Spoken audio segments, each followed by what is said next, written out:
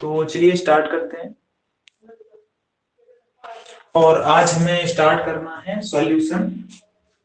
तो जो first part हुआ था उसमें हमने देखी थी concentration terms.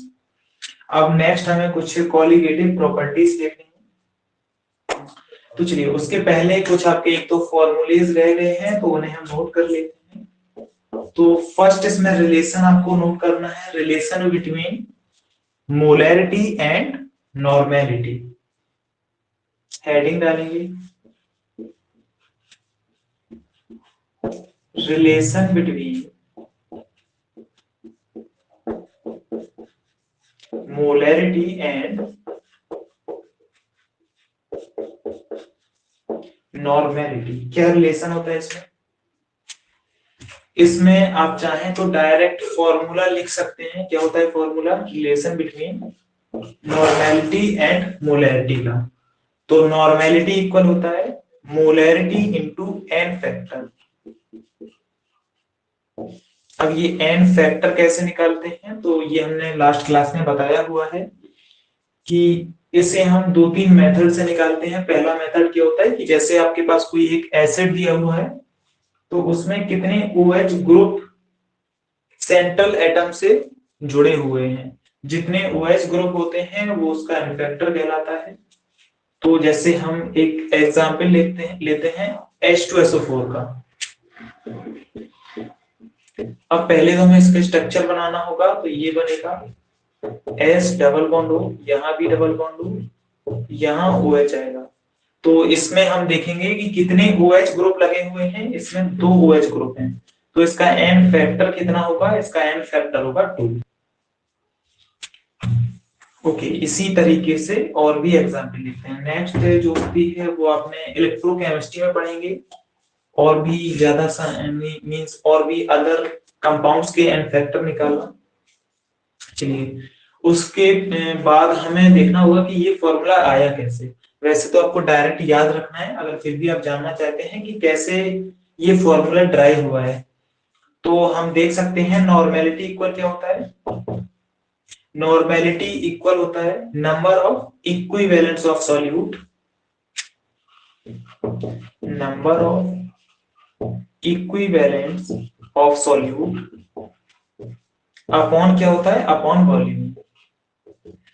Okay, number of equivalents of solute कैसे निकालते हैं? ये होता है गिवन मास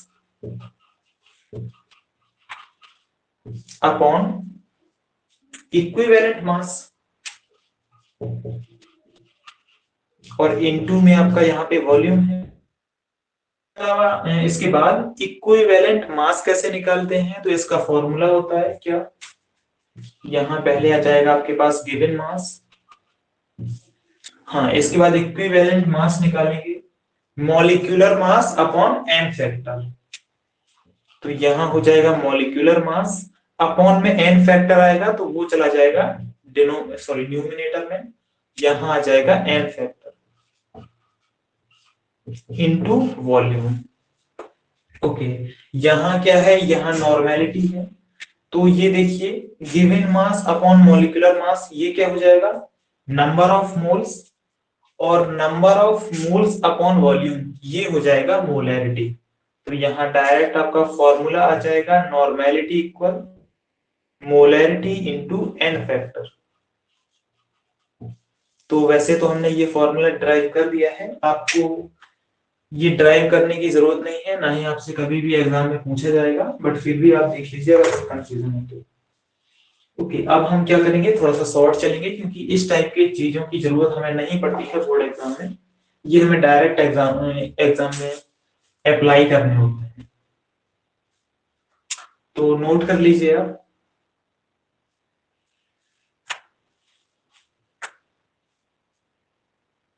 हाँ, अगर नोट नहीं हो पाया करे तो आप वीडियो को पॉज कर लिया करो और नोट कर लिया करो। हाँ, नेक्स्ट हमें रिलेशन देखना है, इक्वेशन देखनी है, normality equation and molarity equation. तो इसे रेज करते हैं।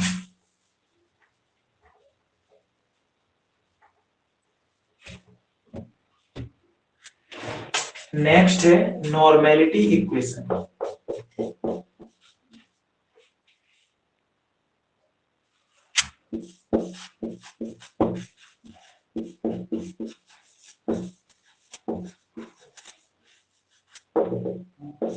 क्या इक्वेशन होती है, इसे डायरेक्ट याद रखेंगे।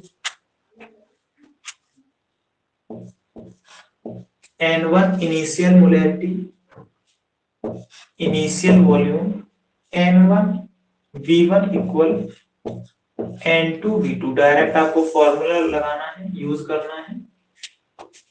सेकेंड है हमारे पास मोलैरिटी इक्वेशन। अब अगर आप इनका डेरिवेशन देखना चाहें तो वैसे तो ये कोर्स में है नहीं, बट फिर भी आप देखना चाहें तो हम आपको बाद में बता देंगे। नेक्स्ट है मोलैरिटी इक्वेशन। क्योंकि फिजिक्स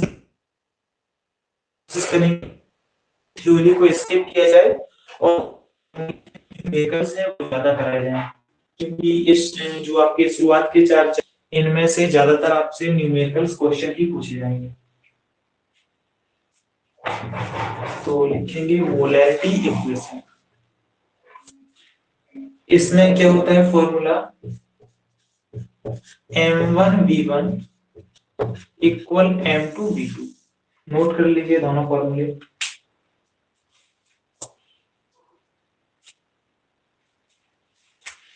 कंसंट्रेशन टर्म जो है वो यहाँ कंप्लीट होती है। और नेक्स्ट टॉपिक है वेपर प्रेशर।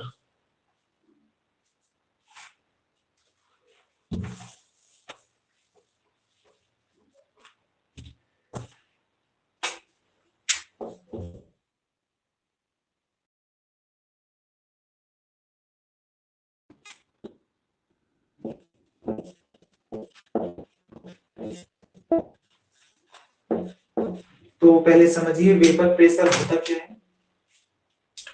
जैसे आपके पास एक कंटेनर है, एक बीकर है, इसमें लिक्विड भरा हुआ है, और पहले तो हम क्या कर रहे हैं कि ये ओपन है बिल्कुल ही।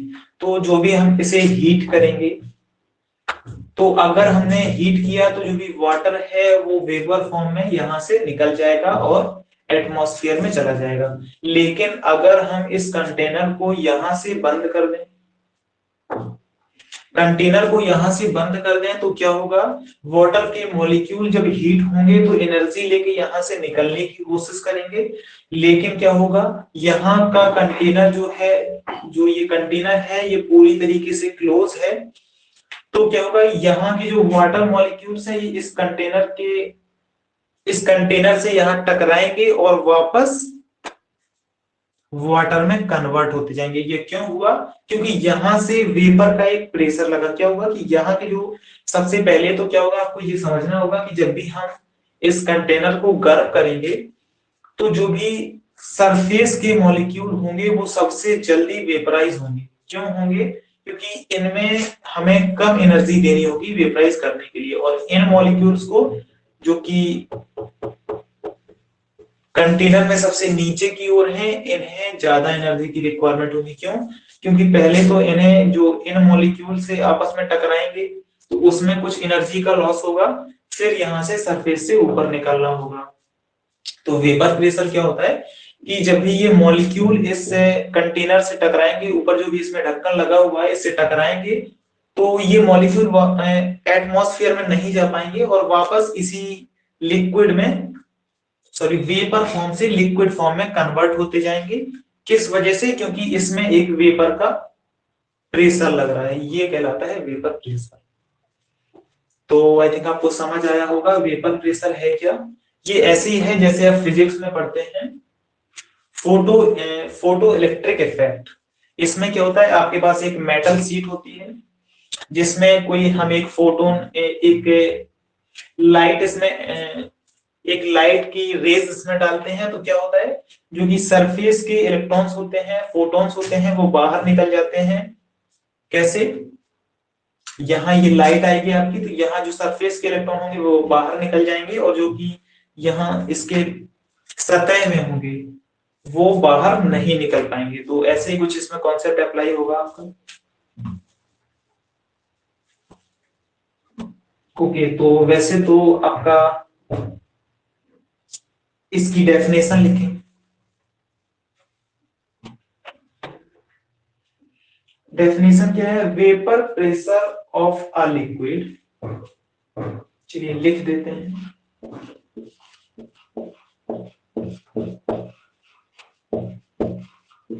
Vapour pressure of a liquid is the pressure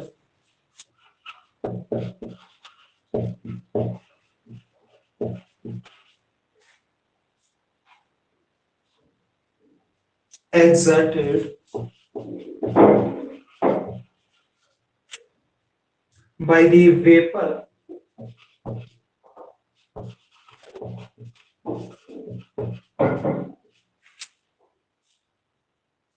in equilibrium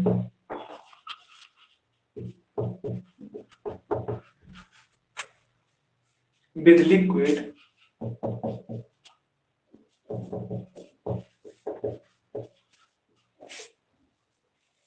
at particular temperature।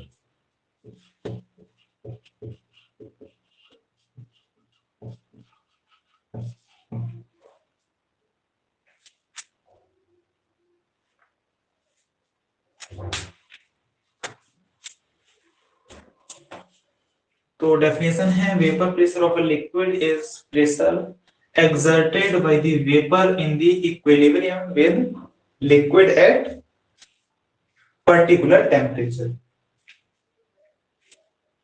Okay, अब नेक्स्ट जो इसमें देखना है, factor affecting vapour pressure.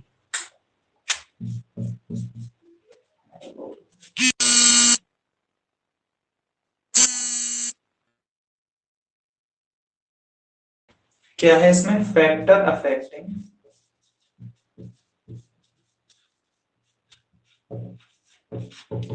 Vapour pressure.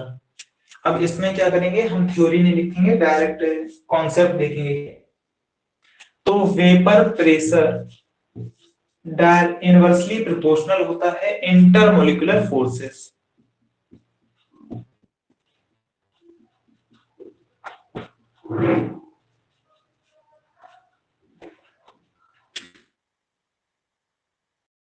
होता है ये, आप रखेंगे तो आपका काम चल जाएगा। जैसे ये,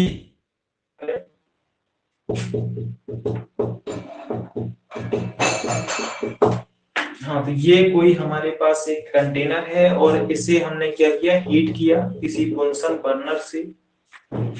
तो क्या होगा, जितने इन मॉलिक्यूल्स के बीच बीच में जो फोर्सेस जितने कम होंगे, वेपर प्रेशर उतना ज्यादा होगा। ये कंटेनर हमारा यहां से पूरा बन गया। हाँ, तो जितना इंटरमोलिकुलर फोर्सेस कम होंगे ज्यादा होगी, क्योंकि जितना तो जैसे दो मॉलिक्यूल और जितना इनके बीच में फोर्सेस कम है, ये उतने जल्दी से आपस में अलग हो जाएंगे और यहाँ सरफेस से निकल के इससे टकराएंगे। और ये जो मॉलिक्यूल जितने ज्यादा नंबर्स में होंगे उतना यहाँ पे ज्यादा प्रेशर लगाएंगे। तो वेपर के द्वारा जो प्रेशर लगता है वो कहलाता है आपका वेपर प्रेशर। तो ये समझा आपने कि इंटरमोलिकुलर फोर्सेस इन दोनों मॉलिक्यूल के बीच में जितने कम होंगे, वेपर प्रेशर उतना ज्यादा होगा।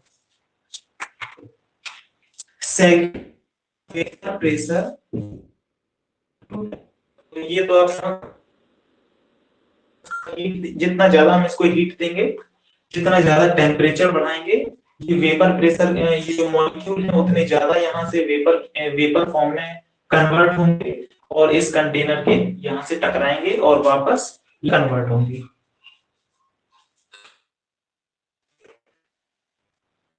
तो डायरेक्ट आपको याद रखना है, वेपर प्रेशर इनवर्सली प्रोपोर्शनल होता है इंटरमोलिकुलर फोर्सेस के और डायरेक्टली प्रोपोर्शनल होता है टेम्परेचर के।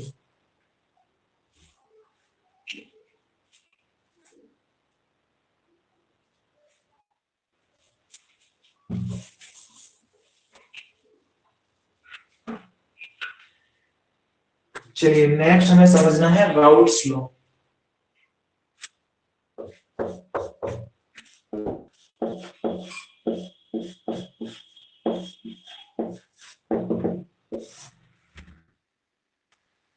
डाउट्स तो पहले देखेंगे। The partial vapour pressure of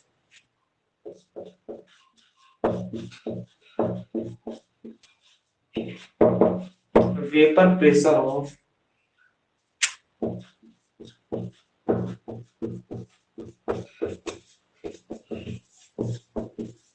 a volatile liquid over solution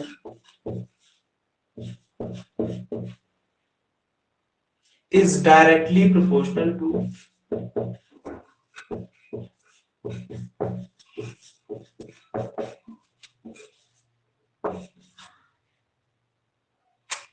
the mole fraction of that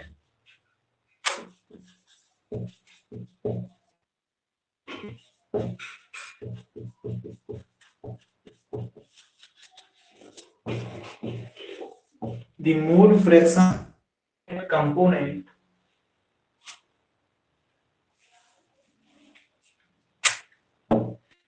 तो क्या बोला गया है, partial vapour pressure of a volatile liquid.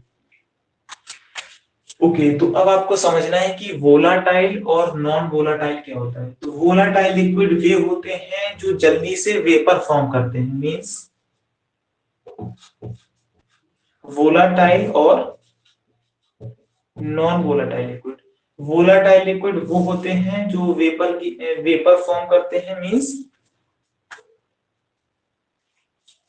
Means ये समझ सकते हैं आप कि जो कि वेपर में कन्वर्ट हो सकते हैं वो आपके वोलाटाइल लिक्विड होते हैं, और जो वेपर में कन्वर्ट नहीं हो पाते वो होते हैं नॉन वोलाटाइल लिक्विड।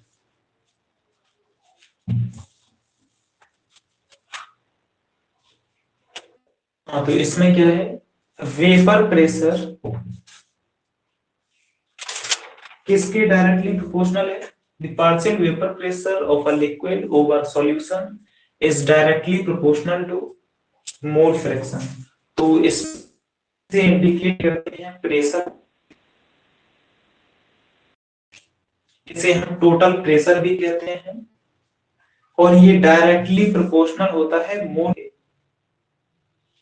क्या कहते हैं, इसे हम काई भी कहते हैं।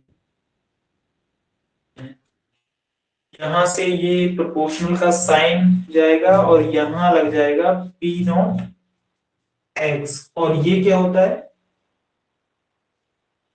ये पी नॉट का मीनिंग होता है vapour pressure of pure substance. क्या होता है, vapour pressure of pure substance.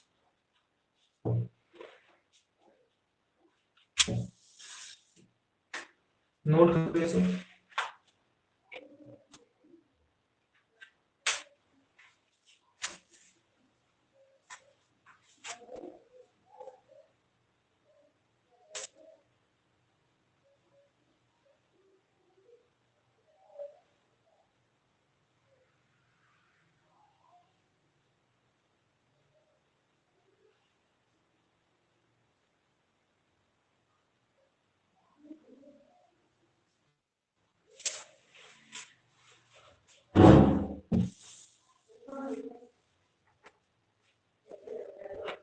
Next relation of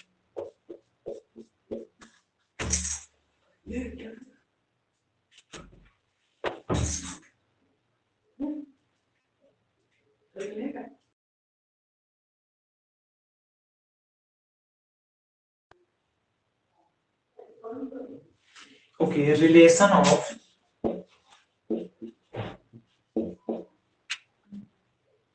an ideal binary solution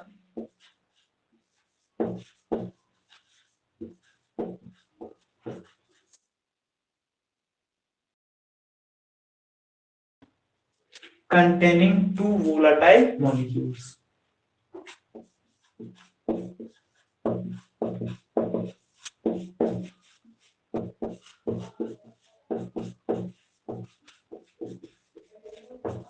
अब यहाँ पे वोलाटाइल मॉलिक्यूल्स क्यों लिए हमने, क्योंकि आपके पास वोलाटाइल मॉलिक्यूल्स होंगे तभी वेपर फॉर्म होंगी, और जब वेपर फॉर्म होंगी तभी तो वेपर प्रेशर का कॉन्सेप्ट आएगा।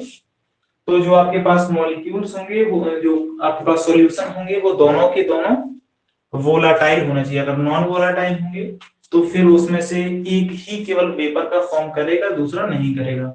तो उसमें फिर बाइनरी नहीं हो पाएगा, बाइनरी सॉल्यूशन नहीं हो पाएगा। बाइनरी के लिए दो सॉल्यूशन होने चाहिए और दोनों की दोनों वोलाटाइल होने चाहिए। ओके, तो अब समझते हैं कि ये इसका कॉन्सेप्ट क्या है। तो पहले क्या किया, सबसे किया, और इसमें केवल हमने एक टाइप का लिक्विड लिया। पहले क्या किया, हमने केवल एक टाइप का लिक्विड लिया, तो यहां इसका वेपर फॉर्म हुआ और यहां क्या लगा, एक प्रेशर लगा, जैसे हम कहते हैं वेपर प्रेशर। अगर हम इसमें, ये तो समझ लिए, आप समझिए कि सॉल्यूशन ए है। अगर इसमें हम मिक्स कर रहे हैं सॉल्यूशन बी को, और दोनों के जो ये हैं, ये दोनों वोलाटाइल सॉल्यूशन है, तो यहाँ क्या होगा, यहाँ दोनों के वेपर फॉर्म होंगे। तो यही हमें समझना है, relation of ideal binary solution of containing two volatile molecule. अगर दो हमारे पास वोलेटाइल मॉलिक्यूल है तो उनके वेपर प्रेशर का फॉर्मूला क्या होगा। क्योंकि पहले तो हमने एक लिया था तो केवल एक का ही वेपर फॉर्म होगा। अब दोनों का लिया, एक है, इसमें हमने बी को मिक्स कर दिया, तो अब दोनों की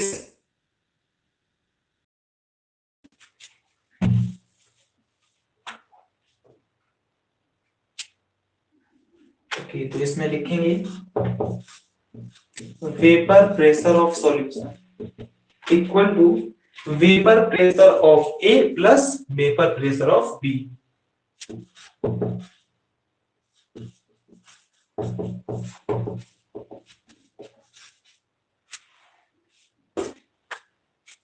हाँ, तो अकॉर्डिंग टू राउट्स लॉ क्या होता है, वेपर प्रेशर ऑफ ए क्या, P naught A into X A, and B क्या होता है, P naught B into X B.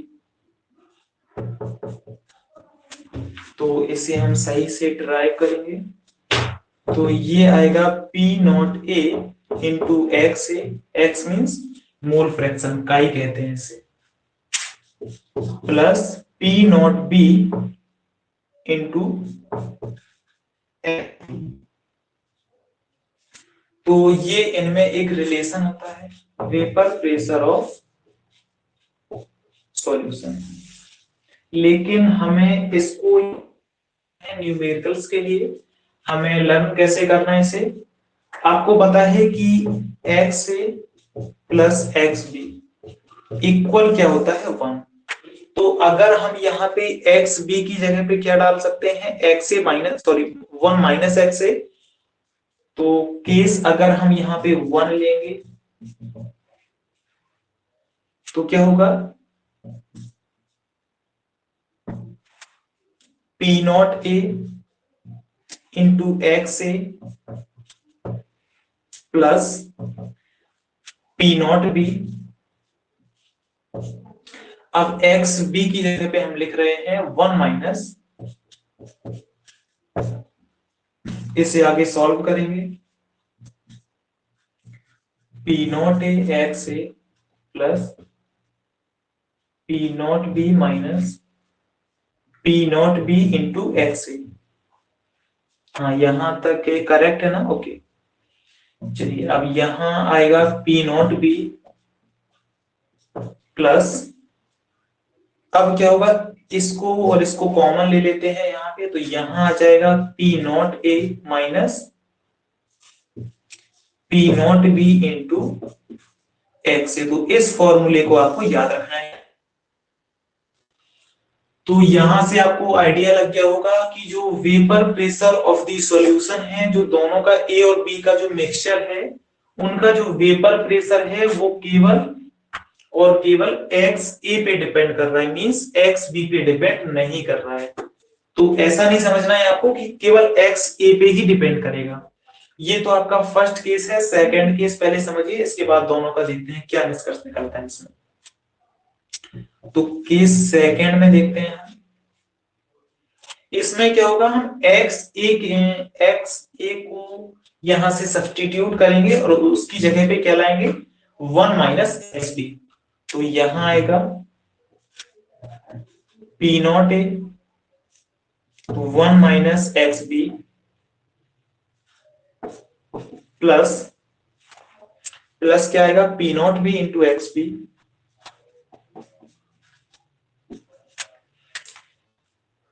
तो यहां आ जाएगा P naught A minus P naught A into X B plus P naught B into X B. थोड़ा सा writing यहाँ पे गंदी है, आप क्लियर लिखना।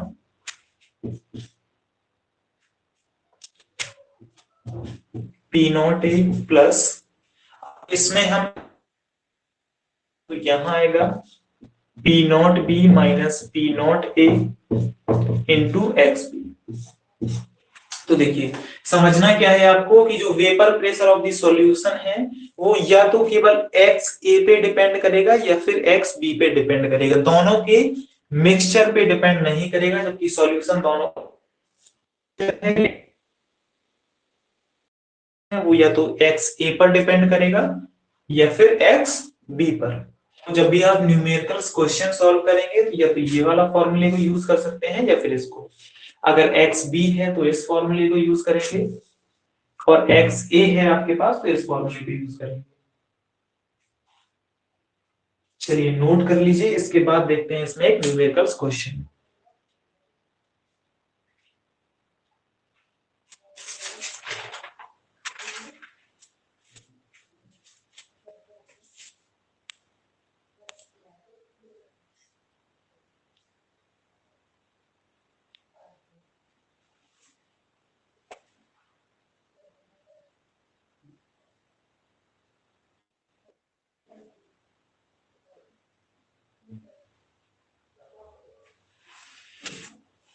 चलिए क्वेश्चन देखते हैं।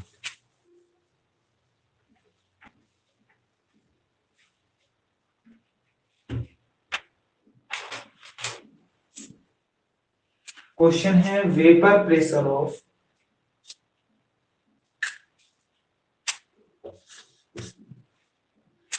शॉर्ट में लिख रहे हैं वेपर प्रेशर को VP. Vapour pressure of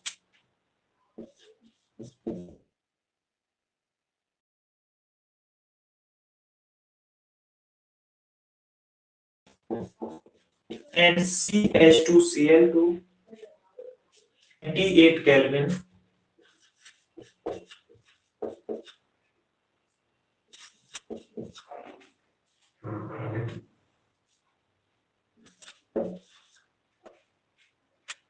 or 200 mmHg and 415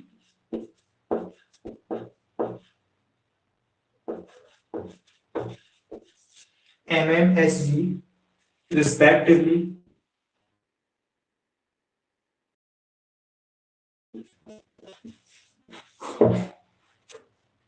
तो कैलकुलेट करना है, calculate the vapour pressure of the solution.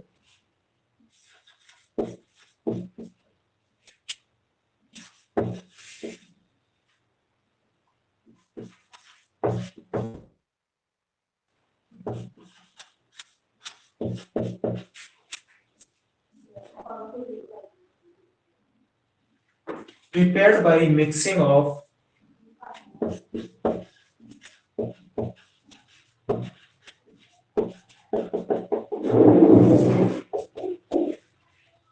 2 of chloroform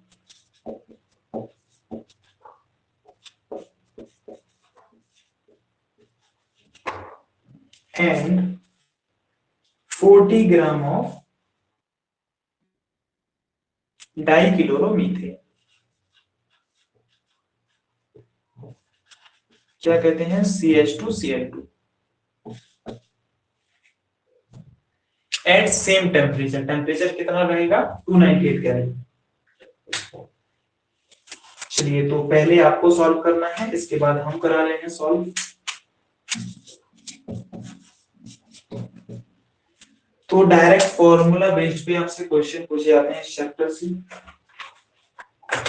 इस चैप्टर से भी फॉर्मूला बेस्ड और जो नेक्स्ट चैप्टर है इलेक्ट्रोकेमिस्ट्री, उससे भी फॉर्मूला बेस्ड क्वेश्चन हो जाएंगे और हो सकता है एक दो क्वेश्चन थ्योरेटिकल भी हो सकते हैं।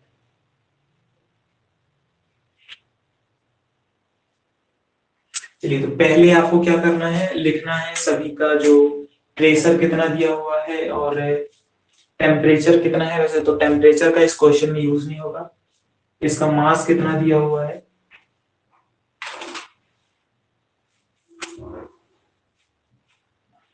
तो चलिए हम अच्छे से इस क्वेश्चन को सॉल्व करा देते हैं। सेम आपको करना, कॉपी में करते हैं।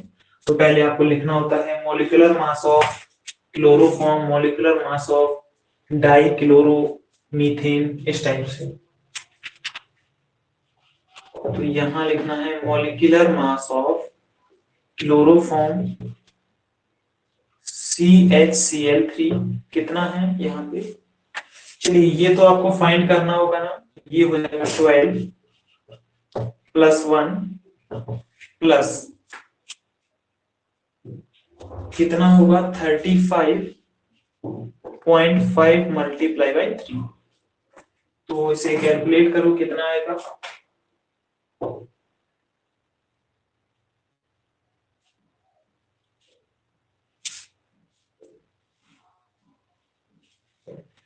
चलिए मल्टीप्लाई करते हैं, तो 35.5 मल्टीप्लाई बाई 3 करेंगे तो 15 का।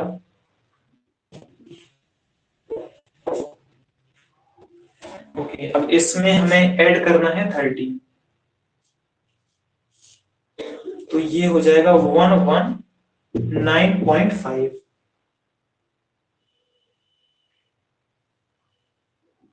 चेक कर लेना आप एक बार।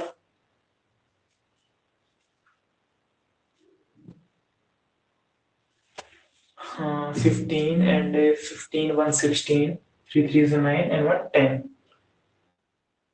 ओके, तो ये आ जाएगा मल्टीप्लाई करने पे। देन हमें इसमें ऐड करना होगा कितना 13। तो ये आएगा 119.5। ओके, ये आप खुद से कर सकते हो।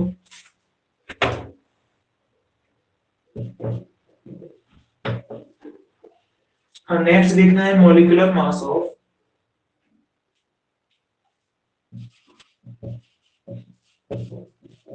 CH2Cl2। ये कितना आएगा, ये आएगा 12 प्लस 1 प्लस 35.5 मल्टीप्लाई बाई 2। तो ये हो जाएगा 71 प्लस 13। ये कितना आएगा,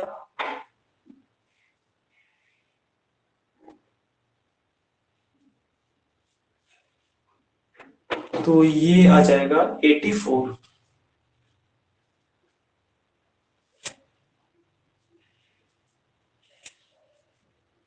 ओके, अब निकाल ले हैं इनके मोल्स। पहले निकालते हैं मोल्स ऑफ क्लोरोफॉर्म।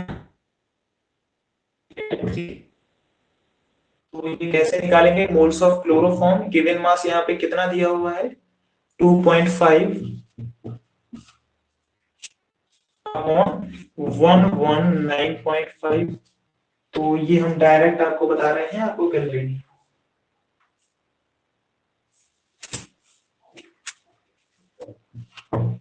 ये आएगा 0.213 मोल्स। निकाले हैं मोल्स ऑफ, कैलकुलेशन में हो सकता है कहीं पे थोड़ा बहुत गड़बड़ हो, तो आप एक बार चेक कर ले।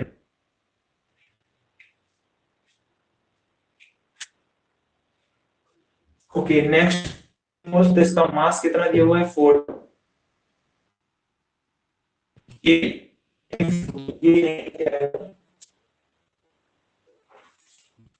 0.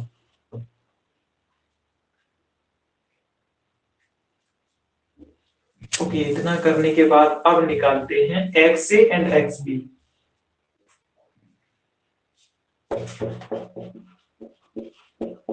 XCH2Cl2, तो ये आएगा 0.47 अपॉन 0।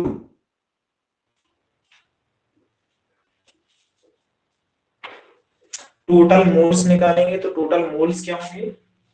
टोटल मोल्स होंगे यहाँ पे 0.213 प्लस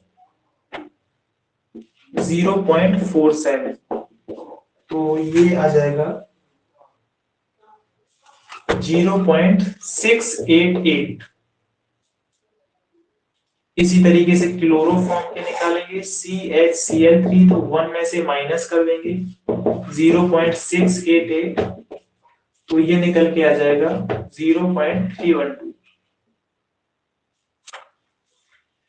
चलिए अब कौन सा फॉर्मूला लगाना है आपको? दो में से कोई भी फॉर्मूला लगा सकते हैं आप, या तो एक्स ए वाला या फिर एक्स बी। ये आ जाएगा P total equal T not be plus T not, यहाँ पे कौन सा आएगा? ए आएगा या फिर बी आएगा? चलिए पहले एक्स बी वाला लगाते हैं, तो यहाँ आएगा P not A into P not B minus P not a, और यहाँ पे आ जाएगा एक्स बी।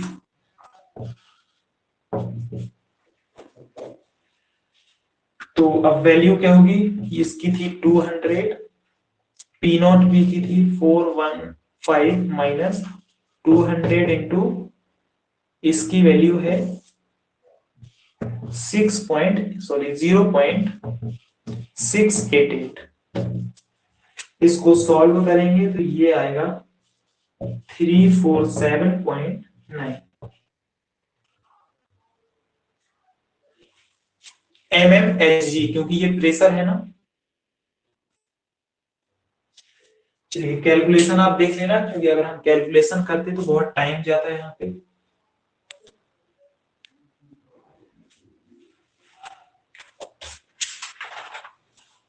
ओके, तो आपसे इस टाइप के क्वेश्चन पूछ जाएंगे इसमें। और नेक्स्ट हमारा टॉपिक है ideal solution, non ideal solution, तो इसे नोट कर लीजिए।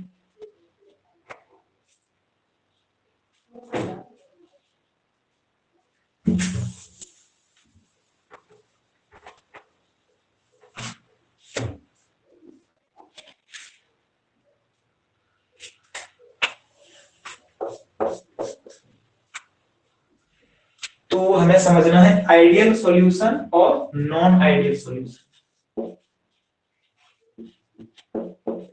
पहले देखते हैं आइडियल सॉल्यूशन। तो कैसे समझेंगे आइडियल सॉल्यूशन? क्लास 11th में गैसियस स्टेट पढ़ा था, वहां पे क्या था? आपके पास आइडियल गैस थी और non ideal gas means real gas. तो उसकी डेफिनेशन क्या थी आइडियल गैस की? कि वे सभी गैस जो कि गैस लॉ को फॉलो करती है। गैस लॉ कौन सा होता है? PV equal NRT. तो वो सभी गैस जो गैस लॉ को फॉलो करती हैं वो आपकी आइडियल गैस कहलाती हैं। तो यहाँ पे भी सेम डेफिनेशन होगी कि वे सभी सॉल्यूशन जो राउट्स लॉ को फॉलो करते हैं। वहां पे क्या था? गैस लॉ, यहाँ पे है राउट्स लॉ। तो डेफिनेशन हो जाएगी the solution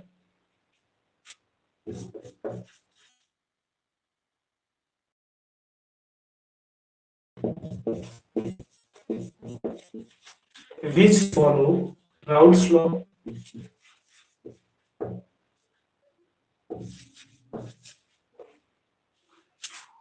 over all composition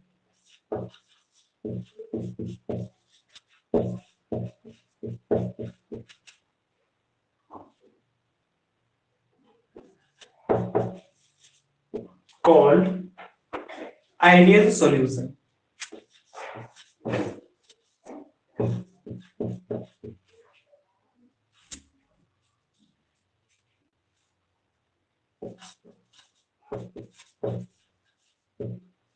For ideal solution जो ऑब्जर्व प्रेशर होगा वो इक्वल होगा किसके? राउल्ट्स लॉ से जो हमने प्रेशर निकाला है क्या था ये pressure, A into X A plus P naught B into x P.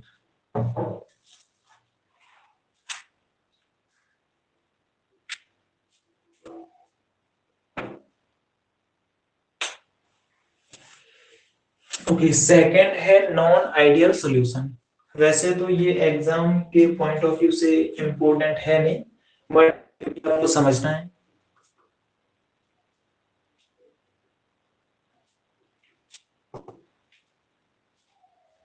क्योंकि हमने बताया कि इससे ज्यादातर न्यूमेरिकल क्वेश्चन पूछे जाएंगे।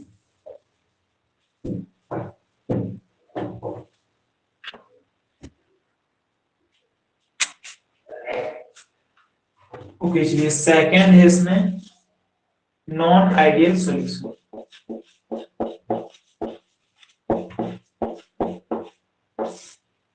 नॉन आइडियल सॉल्यूशन क्या होते हैं, जो राउल्ट्स लॉ को फॉलो नहीं करते।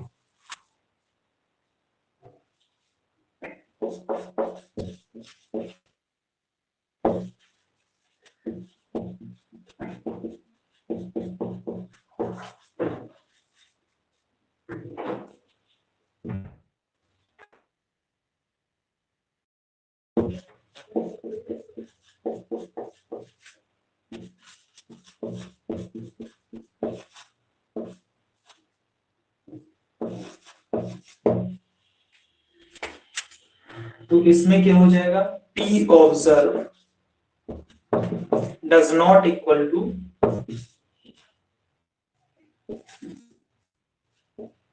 P Raoult's.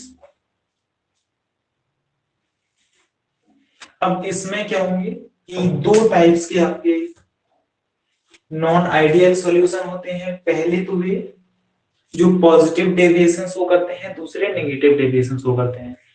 अब कौन से पॉजिटिव डेविएशन शो करते हैं, कौन से नेगेटिव डेविएशन शो करते हैं, हमने क्या किया था, एक कंटेनर है, सॉल्यूशन है, सॉरी सॉल्यूशन नहीं कहेंगे, अगर एक है तो कोई आपका सॉल्वेंट होगा। तो उसमें क्या है, पहले आपके पास एक सॉल्वेंट है और उसके वेपर फॉर्म हो रहे हैं, और अगर हम उसमें कोई दूसरा सॉल्यूट है और उसका अगर वेपर प्रेशर डिक्रीज हो जाता है तो उसे कहते हैं नेगेटिव डेविएशन। और अगर इस सॉल्यूट को ऐड करने पे वेपर प्रेशर इंक्रीज हो जा रहा है तो उसे कहते हैं पॉजिटिव डेविएशन और नेगेटिव डेविएशन। तो सॉल्यूट को ऐड करने से अगर वेपर प्रेशर, दोनों का जो मिक्सचर का वेपर प्रेशर होगा वो अगर इंक्रीज हो रहा है तो वो कहलाता है पॉजिटिव डेविएशन, और अगर डिक्रीज हो रहा है तो वो कहलाता है नेगेटिव डेविएशन। तो दोनों में आपको डिफरेंस समझ आया होगा कि शुरुआत में तो हमारे पास एक कंटेनर होता है जिसमें केवल और केवल एक होता है सॉल्वेंट, तो उसका वेपर प्रेशर तो हम सिंगल जो सॉल्यूशन है उसका वेपर प्रेशर तो नहीं यहाँ पे लेंगे, हमें इसमें कम से कम दो, वो भी वोलाटाइल सॉल्यूशन चाहिए। तो यहाँ पे हमारे पास पहले सॉल्वेंट है और अगर हम इसमें सॉल्यूट ऐड कर देते हैं तो अगर वेपर प्रेशर इंक्रीज हो जाता है तो वो कहलाता है पॉजिटिव डेविएशन, अगर डिक्रीज हो जाता है तो वो कहलाता है नेगेटिव डेविएशन। चलिए, इन दोनों में डिफरेंस आपको समझना होगा, क्या दोनों में डिफरेंस होती है, क्या एंट्रोपी होती है, क्या इनकी गिव्स फ्री एनर्जी होती है, क्या इनके वॉल्यूम में चेंजेस होते हैं। तो अब डिफरेंस समझते हैं आइडियल सॉल्यूशन और नॉन आइडियल सॉल्यूशन में।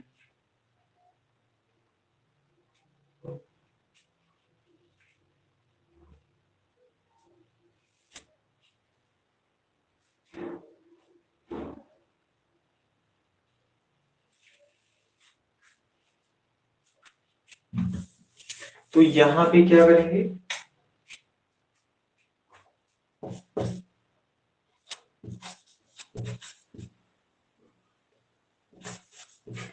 कि पी राउट से जो ज्यादा प्रेशर शो करते हैं, मीन्स पी राउट्स का जो प्रेशर है वो कम होगा और पी ऑब्जर्व का ज्यादा है, ये होगा आपका पॉजिटिव डेविएशन। क्यों, क्योंकि जो राउट्स लॉ से ज्यादा वेपर प्रेशर शो करते हैं, जिनमें राउट्स लॉ से ज्यादा वेपर प्रेशर ऑब्जर्व किया जाता है वो होगी vapour pressure, sorry positive deviation, और जिनमें कम हो नेगेटिव डेविएशन, क्योंकि कंपेयर करना होता है हमें राउल्ट्स लॉ से। तो ज्यादा और कम किससे?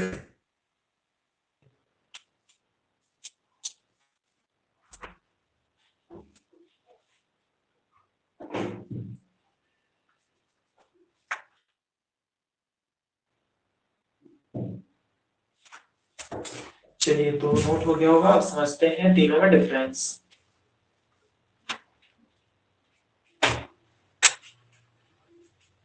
तो फर्स्ट कॉलम में हमें लेना है आइडियल सॉल्यूशन।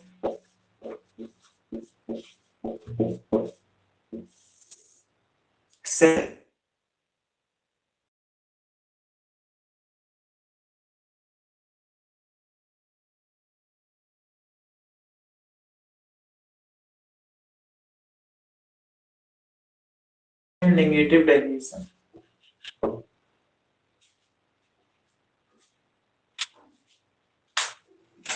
तो पहला पॉइंट क्या है इसमें? अब इसमें हमने आपको बताया कि आपके पास पहले एक कंटेनर होता था, उसमें कोई एक सॉल्वेंट होता था, बाद में हम एक सॉल्यूट ऐड करते थे। ऐसे हमने के पास जो सॉल्वेंट है वो ए है, और जो हम इसमें ऐड कर रहे हैं वो आपका बी है। तो इसमें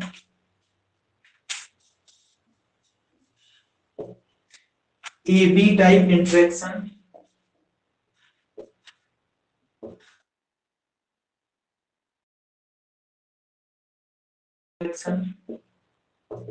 equal B B type interaction. ये जो A type interaction means A के मॉलिक्यूल का जो इंटरेक्शन है, इंटरमोलिकुलर फोर्सेस है, और जो बीबी के मॉलिक्यूल्स के इंटरमोलिकुलर फोर्सेस हैं, और जो ए बी के मॉलिक्यूल के बीच इंटरमोलिकुलर फोर्सेस है, मींस सॉल्वेंट और के बीच के जो इंटरमोलिकुलर फोर्सेस हैं, सॉल्वेंट और सॉल्वेंट के बीच में जो इंटरमोलिकुलर फोर्सेस हैं, सॉल्यूट और सॉल्यूट के बीच में जो भी इंटरमोलिकुलर फोर्सेस हैं, वो तीनों इसमें इक्वल हैं। ये फर्स्ट पॉइंट में समझना है कि जो भी इंटरमोलिकुलर फोर्सेस हैं वो ए बी के बीच, ए के बीच, और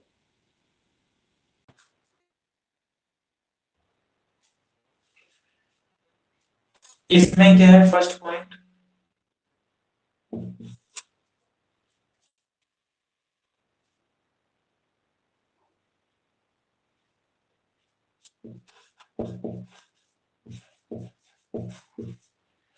ए B type is less than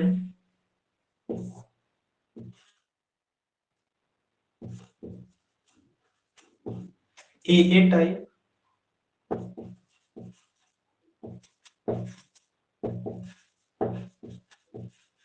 और BB टाइप। तो जो पॉजिटिव डेविएशन होते हैं उसमें ए बी के जो ए बी का जो इंटरमोलिकुलर फोर्सेस है वो होता है किससे? ए टाइप इंटरमोलिकुलर फोर्सेस और बी टाइप। तो ये तो आपको याद ही रखने होंगे तो ज्यादा बेटर है। ओके, इसमें फर्स्ट पॉइंट क्या है? Just oppose. इसमें बी की ग्रेटर है ए से और बी डैश बी से। तो ये इसमें फर्स्ट पॉइंट है। फर्स्ट पॉइंट में क्या है? फर्स्ट आइडियल सॉल्यूशन के लिए तीनों इक्वल है। नॉन आइडियल सॉल्यूशन में ए बी के जो इंटरमोलिकुलर फोर्सेस हैं वो कम होंगे और नेगेटिव डेविएशन में ज्यादा होंगे। चलिए, सेकंड पॉइंट इसमें क्या है? सेकंड पॉइंट ये है कि वॉल्यूम का मिक्सचर डेल्टा वी मिक्सचर इसमें जीरो होगा। मींस एक सॉल्वेंट है, उसमें एक सॉल्यूट ऐड करते हैं तो उनके वॉल्यूम में कोई भी चेंजेस नहीं आते हैं। उनका वॉल्यूम का जो मिक्सचर है उसमें बिल्कुल भी चेंज नहीं आता है। ओके, सेकंड पॉइंट इसमें क्या होगा? डेल्टा वी मिक्स इसमें ग्रेटर होता है 0। मीनिंग क्या हुआ कि जो इसमें जो इनका सेपरेट अलग अलग वॉल्यूम होता है, जब इनको हम आपस में मिक्स कर देते हैं तो जो इनका फाइनल वॉल्यूम होता है वो इंक्रीज हो जाता है। तो इनका वॉल्यूम है V1, सॉरी इसका V1 इसका V2, और जब दोनों को मिक्स कर देंगे तो दोनों का वॉल्यूम फाइनल वॉल्यूम इंक्रीज हो जाएगा, बढ़ जाएगा। तो इसमें आपको समझ में आ क्या होगा, इसमें क्या होगा, इसमें घट जाएगा, लेस देन 0। अब इनका रीजन के ऊपर आपको नहीं जाना है क्योंकि इतना डिटेल में पूछते भी नहीं है, केवल डायरेक्ट आप थोड़ा थोड़ा सा याद रखेंगे इसमें तो सही रहेगा। चलिए थर्ड पॉइंट है इसमें,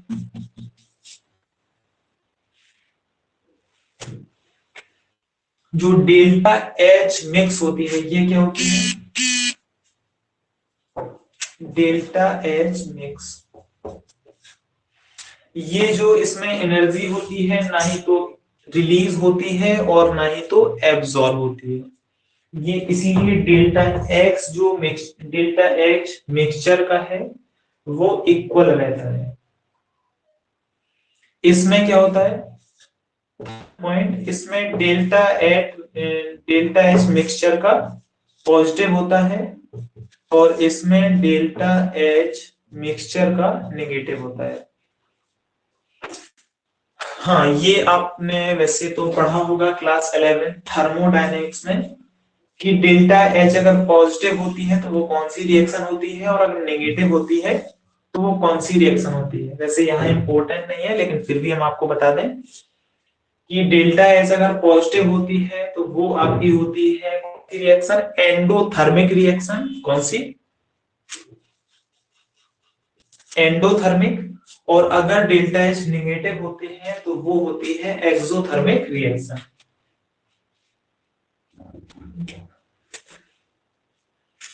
वैसे तो इतना ही इंपॉर्टेंट है लेकिन एक पॉइंट और लिखेंगे, एक दो पॉइंट।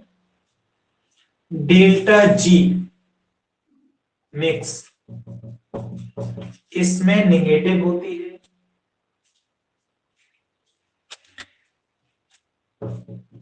फोर्थ पॉइंट इसमें है डेल्टा जी मिक्स इसमें भी नेगेटिव होती है और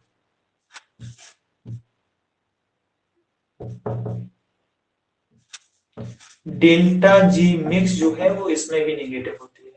और लास्ट पॉइंट है, अब ये क्यों है, ये स्पॉन्टेनियस रिएक्शन के लिए होती है। जब भी हमने क्लास 11th में ये भी पढ़ा होगा कि जब भी डेल्टा जी नेगेटिव होती है मींस जो हमारी रिएक्शन है वो स्पॉन्टेनियस है। स्पॉन्टेनियस मीनिंग क्या है कि रिएक्शन को एक बार स्टार्ट करने से वो अपने आप होती रहती है, फिर उसे बार बार रीस्टार्ट नहीं करना होता है। चलिए नेक्स्ट इसमें एंट्रोपी है। तो चलिए इतने 4 पॉइंट्स इसमें काफी है और आगे आपको ज्यादा डिटेल में नहीं जाना है। अब आपको कम से कम एक दो दो एग्जाम्पल इसमें याद करना है।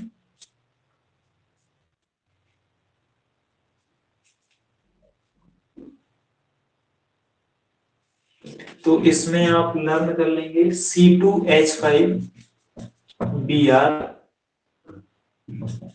Plus C2H5I। सेकेंड एग्जाम्पल है एन हेक्सेन और एन हेप्टेन।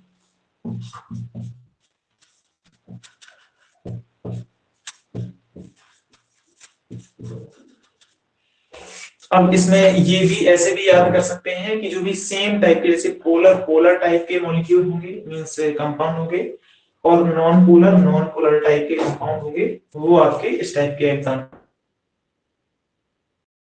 वो आपके आइडियल सॉल्यूशन के एग्जांपल होंगे। इसमें पॉजिटिव डेविएशन है, इसके एग्जांपल होंगे CCl4 प्लस क्लोरोफॉर्म। सेकंड आप याद रख सकते हैं H2O एंड C2H5OH।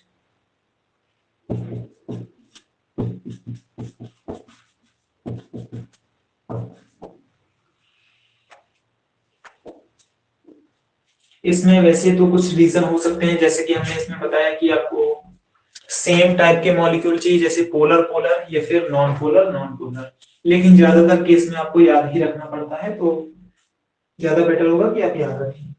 इसमें आप ऐसे याद रख सकते हैं, इसमें हाइड्रोजन बॉन्डिंग होती है जिन भी मॉलिक्यूल्स के बीच में, वो इसमें इसके एग्जाम्पल होते हैं, जैसे वाटर प्लस HNO3,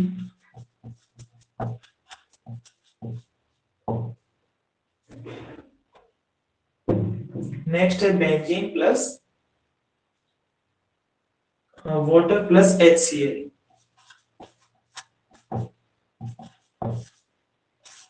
अब हमने आपको बताया था कि वैसे तो 3 ही एटम होते हैं जिनके बीच में हाइड्रोजन बॉन्डिंग होती है, लेकिन थोड़ी बहुत हाइड्रोजन बॉन्डिंग क्लोरीन में भी होती है।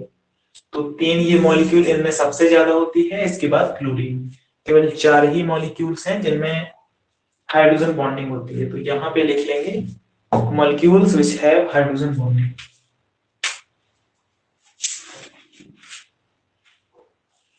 ओके, चलिए तो अब आते हैं हमारी कोलिगेटिव प्रॉपर्टीज।